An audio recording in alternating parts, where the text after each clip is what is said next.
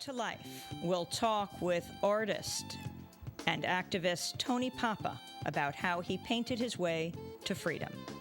My new book, 15 to Life, How I Painted My Way to Freedom, is a clarion call for reform of the drug laws in the United States, with special emphasis on the Rockefeller drug laws.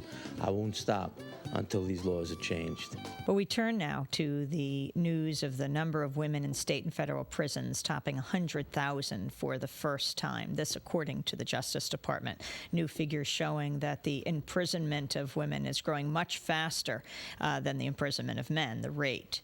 Meanwhile, the overall prison population continuing to increase despite a drop or leveling off in crime in the past few years. Longer sentences, especially for drug crimes, and fewer prisoners granted parole or probation are main reasons for this expanding U.S. prison population. The new data comes a week after New York voters in Albany elected David Soares as the county's new district attorney. Soares gained national attention for campaigning on a platform of reforming the state's harsh Rockefeller drug laws. The Drug Policy Alliance hailed Soares' victory as a sign that candidates can run and win on a platform that calls for sensible drug law reform. We're joined now by a celebrated anti-drug war activist, author, painter, a man who was imprisoned himself for many years, Tony Papa. Well, he's just written his life story. It's called 15 to Life, How I Painted My Way to Freedom. It tells the story how Tony Papa agreed to deliver an envelope of cocaine in a police sting operation in return for $500. His first and only criminal offense cost Papa a 15-year sentence at Sing Sing, New York State's maximum security prison.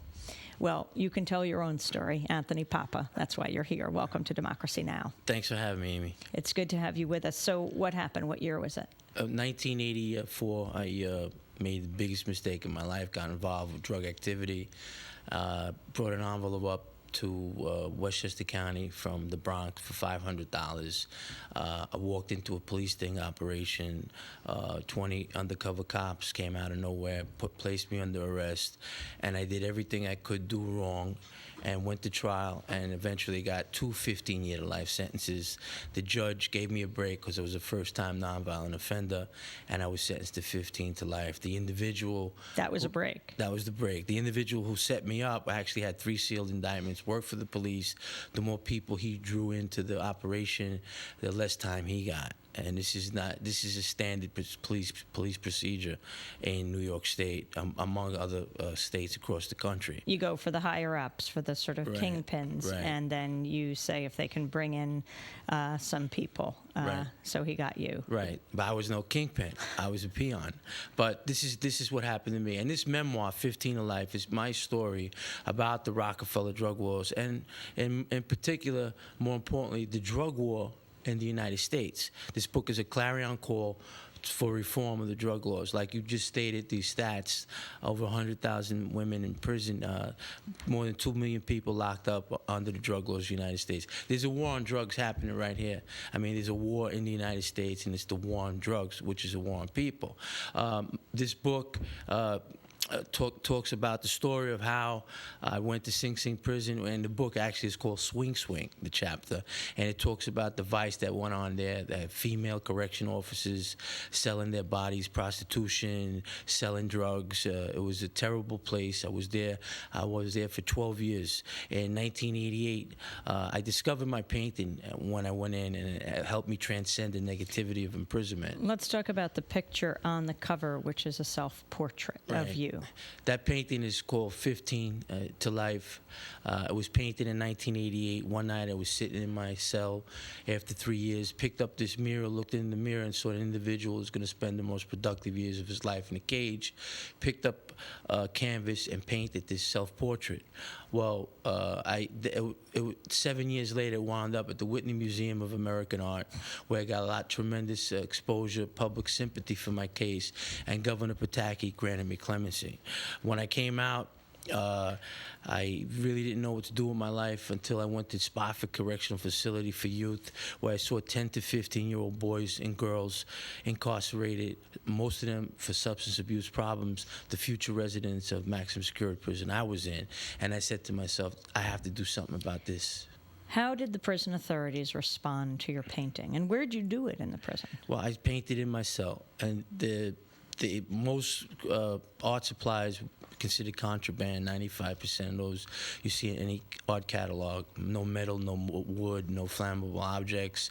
It was a very platonic state in the prison where the artists weren't really accepted, individuals, because prison is all about breaking down individuals, behavior modification, and then rebuilding them. So for artists to survive in prison is very hard because of the environment around. Everything was considered security breach, brushes, I could stab people, turp to mix the paint, I make bombs, so it was hard for me. But through this, what was important for me is I discovered my political awareness and where I stood in society. That was the most important thing for me. And when I got out, I started a group, Mothers of the New York Disappeared, with the William Kunstler Fund for Racial Justice, Randy Credico, and then from there, I went on and we became the leading activist group in New York State to fight the governor to change these laws.